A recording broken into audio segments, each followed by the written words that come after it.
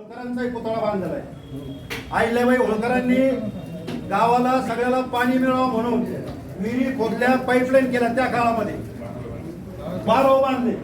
आणि हे आमदार महाशयांनी आपल्याला जे पाणी आणलं होतं प्यायला ते पाणी घेऊन गेलेले. बघा किती विद्वान आहेत. Same same same. म्हणजे पुतळे बांधता नुसते, पण पुतळ्यातला विचार डोक्यात काहीच नाही. गुडघ्यात मेंदू असणाऱ्याच्या डोक्यात विचार जात नाही, कारण तो गुडघ्यापर्यंतच राहणार. मग अशा पद्धतीचे जे आमदार महाशय आहेत त्यांना जाब विचारण्यासाठी प्रशांत आंबेला आपण बरोबर घेऊन आलो होतो, पण पोलिसांनी प्रशांत आंबे यांना डिटेन करून चिखलीला ठेवलंय, इथून 35 किलोमीटर अंतरावर. म्हणजे प्रशांत आंबेचं जर पाहिलं सीसीटीव्ही फोटो, किती तो पैलवान वाटतो का त्यांना, त्याला पार डावतो, लगेच जाणार घरामध्ये, याला उचलून टाकणार, असं काही होणार होतं का? कोल्हापूर पायथन आणला असेल त्यांनी. हा, फक्त प्रशांत आंबे कोल्हापूरचा आहे, म्हणजे कोल्हापूरला मल्ल तयार होता, त्याला वाटलं असं मल्ल असं, म्हणून तिकडे त्यांनी डांबून ठेवलेलं आहे. खरं म्हणजे मी सर्वप्रथम आपणा सर्वांचं क्रांतिकारी अभिनंदन आणि सर्वांना जय भीम लाल सलाम करतो की आपण मोठ्या चित्तीनं उन्हाचा विचार न करता, रोज टीव्हीवर सांगत होते विदर्भात खूप 45 डिग्री टेम्परेचर आहे, असं आहे तसं आहे, आणि खरंय तरी सुद्धा एवढ्या कडक उन्हामध्ये पुस्तक शिवाजी कोण होता तिथे वाचू दिला नाही. त्या अर्थी या आमदारांचा इथल्या पोलिसांवर किती दबाव आहे. आम्हाला अशी माहिती मिळाली की त्याने अनेक गुंड आणून आजूबाजूला जमा केलेले. तर म्हणजे आम्ही तेच तर बघायला आलो होतो. पोलिसांनी सांगितलं नको तुम्ही असं संरक्षणात जा. तर म्हणजे आम्ही सुद्धा आमच्या गावामध्ये, आम्ही काही कमी गुंड नाही, लालभाऊ ठेवले असं समजायचं. म्हणजे आपल्या गावामध्ये प्रत्येक जण गुंड असतोच. मी उद्या म्हणाल माझ्या शेवगावला घ्या, बघा तुम्ही शेवगावला पाठवून दाखवा, पण ती करतो का आपण? ते आपण लोकशाहीवादी असो, लोकशाहीवादी आहोत. कॉम्रेड पानसरेंचा विचार, कॉम्रेड पानसरेंनी आपल्याला दिलेली शिकवण, त्यांच्या शिबिराच्या तालमीमध्ये तयार झालेले आहोत. आम्हाला जरी आम्ही गुंड असलो तरी आम्ही तुमच्यासारखे गुंड नाही. आम्ही वैचारिक आणि या ठिकाणी जशाच तसं ठोसा देणारे, ज्याला वैचारिक पातळी बुद्धी नसते, ज्याला मुद्द्यावर बोलता येत नाही, ते लोक मुद्द्यावर येतात. आणि म्हणून हे अक्कल शून्य माणसं, ज्यांच्याकडे बोलायला नाही, ज्यांना डोकं नाही, त्यांचं कधी वाचन नाही, त्यांचं शिक्षण झालेलं नाही, म्हणून ते अशा पद्धतीचं या ठिकाणी कर्तृत्व करतात आणि आपल्याला केलेली सावली म्हणजे डोक्यावरची सावली काढून घेतली. अरे आमदार, खरं म्हणजे आमदाराचं काम हे जनतेला सावली देणं, त्याला पाणी पाजणं, आणि तुम्ही सावली काढून घेता. म्हणजे खरं म्हणजे आता ज्या लोकांनी यांना निवडून दिलं, खरं म्हणजे त्या लोकांनी सुद्धा शर्मेनं मान खाली घालतील. त्या मतदारांना जर कळलं असं पराक्रम केलेला आहे, खरं म्हणजे बाकीची जनता मतदार समजलं. याच्यावरून त्याचं शहाणपण, तो किती शहाण आहे हे कळायला फार मोठं अवघड वाटतं, फार अवघड जाणार नाही. मी यासाठी उभा आहे, तपशिलाची भाषा सर्वांना माहिती आहे. काय घडलं त्या अलीकडच्या 4-5 दिवसामध्ये सर्वांना माहिती आहे. सोशल मीडियावर, फेसबुकवर, व्हॉट्सअपवर, इव्हन टीव्हीवर सुद्धा वेगवेगळ्या चॅनलच्या माध्यमातून आज प्रशांत आंबेला रस्त्यातच अडवलंय. संजय गायकवाडनी ज्या भाषेमध्ये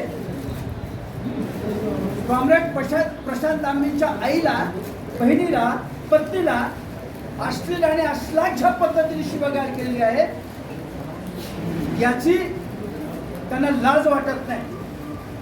आणि दुर्दैवाची गोष्ट अशी की पोलीस प्रशासन सुद्धा शेपूट धरून गप्प आहे. याचा निषेध करण्यासाठी आपण या ठिकाणी तुला मारतो, तुझी जीभ कापतो. त्या आमदाराचं काम कमी करण्यासाठी प्रशांत आंबेलाच आम्ही इथं घेऊन आलेलो आहोत. त्याच्या हिंमत असेल तर त्याने यावर त्याची जीभ कापून दाखवावी, हे सांगण्यासाठी आपण या ठिकाणी आलेलो आहोत. तर म्हणजे मित्रहो, या महाराष्ट्रामध्ये ज्या पद्धतीची सत्ता आपण अनुभवत आहोत, या मागणीसाठी भावी काळामध्ये जे कोणतं आंदोलन करता येईल, ज्या स्वरूपाचं आंदोलन करता येईल ते आंदोलन करण्यासाठी कम्युनिस्ट आणि सर्व समविचारी पक्ष भावी काळामध्ये सुद्धा उद्यापासून तयारी केल्याशिवाय राहणार नाही. विधानं केलेली आहेत. अप्रत्यक्षरित्या प्रत्यक्षरित्या आम्ही गुंड प्रवृत्तीची कशी आहोत हे त्यांनी त्यांच्या वाणीतून दाखवून दिलेलं आहे. त्याचा निषेध करण्यासाठी आपण या ठिकाणी बुलढाणा शहरात एकत्र जमलेलो आहोत. महाराष्ट्राच्या कानाकोपऱ्यातून आलेल्या तमाम बहादर शिवप्रेमी, कॉम्रेड पानसरे प्रेमी आणि ग्रंथप्रेमी बांधवांचं मी प्रथमतः स्वागत करतो, अभिनंदन करतो. मित्रों, उसूलों पे आँच आए तो टकराना जरूरी है. अगर हम जिंदा है तो जिंदा नजर आना जरूरी है. कारण तुमच्या भीतीला, तुमच्या धमक्यांना आम्ही बळी पडणार नाही आणि महाराष्ट्राची पुरोगामी वैचारिक विवेकी परंपरा आहे, त्याला आम्ही छेद जाऊ देणार नाही, ही सांगण्याची वेळ आलेली आहे. आणि म्हणून आता मान्यवर वक्त्यांनी सांगितलेलं आहे, वेगवेगळ्या माध्यमांनी सुद्धा छापलेलं आहे की जेव्हापासून 22 तारखेपासून या ग्रंथावर ऑब्जेक्शन घेण्याचं काम, प्रकाशकावर ऑब्जेक्शन घेण्याचं काम ज्यांनी केलेलं आहे, तेव्हापासून या ग्रंथांच्या 10,000 प्रती विकलेल्या आहेत. अनेक आवृत्त्या अजूनही निघत आहेत. 28 भाषेमध्ये हे पुस्तक अनुवादित झालेलं आहे अगोदरच. अगदी पाकिस्तान मध्ये सुद्धा हे पुस्तक वाचल्या जात आहे उर्दू भाषेमधून. हे आपण अभिमानाने सांगितलं पाहिजे. या देशातलाच मुस्लिम बांधव नाही तर पाकिस्तान मध्ये विविध देशातला मुस्लिम बांधव सुद्धा या ग्रंथाचं वाचन करत आहे आणि शिवाजी महाराज आमचं आहे, आमचं श्रद्धास्थान आहे, आमचं आशास्थान आहे, आमचे उद्धार करते आहेत असं ते ठणकावून सांगत आहे. आणि कॉम्रेड पानसरे यांनी काय केलेलं आहे, या निमित्ताने हेच केलेलं आहे. या पुस्तकाच्या माध्यमातून रयतेचे राजे, कुळवारी भूषण, छत्रपती शिवराय कसे होते हे दाखवून दिलेलं आहे. ज्यांनी गो ब्राह्मण प्रतिपालक शिवाजी असं चित्र रंगवलेलं होतं ते कसं साफ चुकीचं आहे हे या ग्रंथाच्या पुस्तिकेच्या माध्यमातून दाखवून दिलेलं आहे. रयतेचे राजे, रयतेच्या गवताच्या पाती सुद्धा गहाण राहता कामा नये हे या पुस्तकाच्या माध्यमातून दाखवून दिलेलं आहे. जे महाराष्ट्राच्या जनतेवर, अर्थशास्त्राचा प्राध्यापक असल्यामुळे आत्मपरीक्षण केलं पाहिजे. कारण ही घटना घडल्यानंतर त्यांचं एकूण शिक्षण काय आहे ते समाज माध्यमात फिरत होतं. काही जण म्हणाले 9वी पास, पण जो निवडणूक आयोगाला माहिती दिलेली आहे त्याच्यावर 1ली पास असं आहे. त्याच्यावर 1ली पास असं आहे.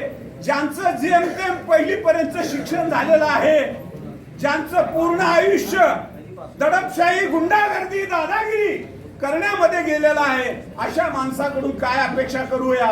मी कॉम्रेड पानसरे यांच्या निमित्ताने इतकंच सांगेन, अण्णा यांना माफ करा, पण यांचे बोलवते धनी कोण आहेत यांना आपण पकडलं पाहिजे, त्यांना आपण गोळीत टाकलं पाहिजे. या निमित्ताने इतकंच मी मांडेल. मला बोलण्याची संधी दिलात, सर्वांचे आभार व्यक्त करतो. थांबतो.